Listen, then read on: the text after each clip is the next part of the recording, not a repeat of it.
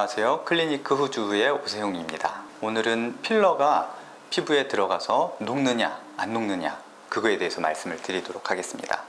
이때 얘기하는 필러들은 이제 히알루론산 필러에 대해서 말씀을 드리는 겁니다. 일단 우리 피부에 히알루론산에 대해서 좀 생각을 해봐야 되는데요. 히알루론산이라는 거는 우리 피부에 아주 풍부하게 분포하고 있습니다. 걔네들은 뭐 여러 가지 보습의 역할도 하고 탄력이나 여러 가지 좋은 역할들을 하고 있습니다. 근데 걔네들은 계속 만들어지고요. 또 계속 분해가 되고 있습니다. 그래서 외부에서 히알루론산을 넣어주면 당연히 이제 피부 속에는 그걸 분해할 수 있는 성분이 있기 때문에 다 깨끗하게 100% 분해가 되게 됩니다. 그렇지만 어떤 사람들은 필러를 넣었는데 이게 안 녹는 것 같아요. 아니면 또 어떤 유튜브를 보시면 필러 피부에 넣으면 안 녹는다 라고 얘기를 하는데, 그런 오해가 생기는 이유는 이게 필러라는 것이 고르게 들어가게 되면 뭐 100% 다 녹긴 하는데 어떤 특별한 경우에서는 잘 안 녹는 경우도 있어요.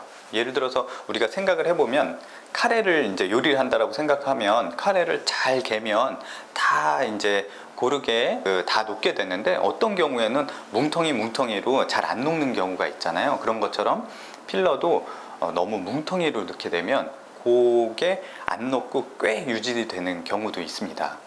그래서 그렇게 되면 굉장히 오래 간다라고 느끼게 되는데, 그렇게 될 경우 거기에다가 히알루론산을 녹이는 그런 성분이 있는데 그걸 주사하게 되면 그것도 깨끗하게 녹게 되기 때문에 크게 걱정하실 필요는 없습니다.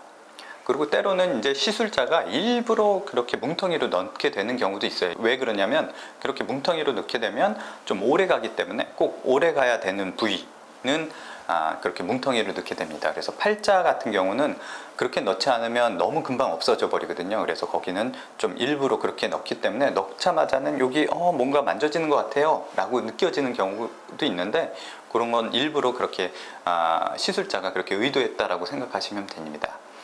그리고 이마나 눈 밑 같은 경우는 움직임이 적은 부위라서 이렇게 분해되는 게 조금 더 오래 걸려요. 그래서 필러가 한 1년에서 1년 반 간다라고 알려져 있지만 눈 밑이나 이마 같은 경우는 더 오래 가는 걸 느끼게 될 겁니다. 근데 결국은 그게 다 100% 분해되는 것이니까 걱정하실 필요는 없다고 생각합니다. 그런데 가끔 히알루론산 필러에서도 가끔 염증 반응이 일어나는 경우가 있습니다.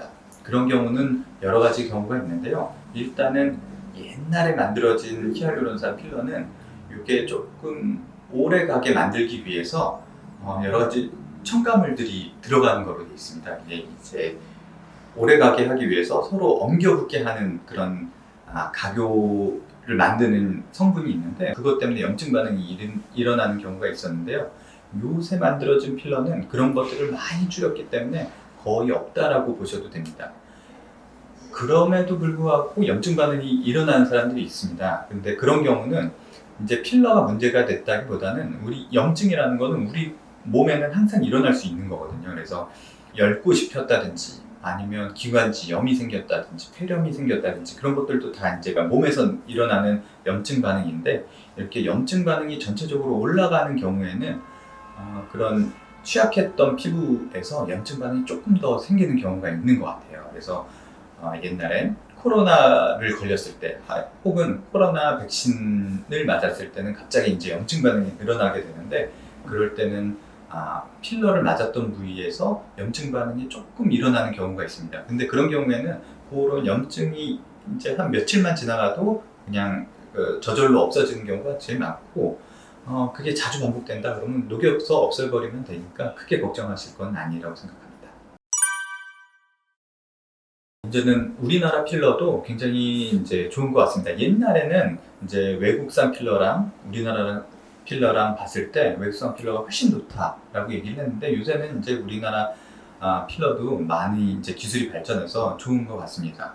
저희 같은 경우는 그래도 이제 주로는 이제 외산 필러, 주비덤이나 레스트렌 같은 것을 사용하고 있는데요. 국산 필러를 사용하는 경우도 드물게 있습니다. 국산 필러를 사용하는 경우는 어떤 경우가 있냐면 스킨플러스라는 걸 사용을 하고 있는데, 이 필러는 특이한 게 필러가 우리 몸속에서 오래 가게 만들기 위해서 여러 가지 작업을 했는데, 그래서 길게 가게 만들긴 했는데 단점으로 너무 딱딱해져 버린 거예요. 그래서 그 필러는 다른 필러에 비해서 좀 딱딱하다는 장점이자 단점이 있어요. 그래서 필러를 주입할 때도 굉장히 시술자가 조금 불편하기도 하고 그렇긴 한데, 이제 딱딱하다는 이제 성질이 있기 때문에 코나 턱 같은 경우에는 이렇게 딱딱하기도 하고 오래 가기 때문에 적절한 것 같아요. 그래서 외산 필러보다는 저희는 이제 코랑 턱끝 같은 경우에는 스킨 플러스를 이용하고 있습니다. 그래서 오늘은 이렇게 필러가 어떻게 녹는지, 그리고 염증은 왜 생기는지, 그리고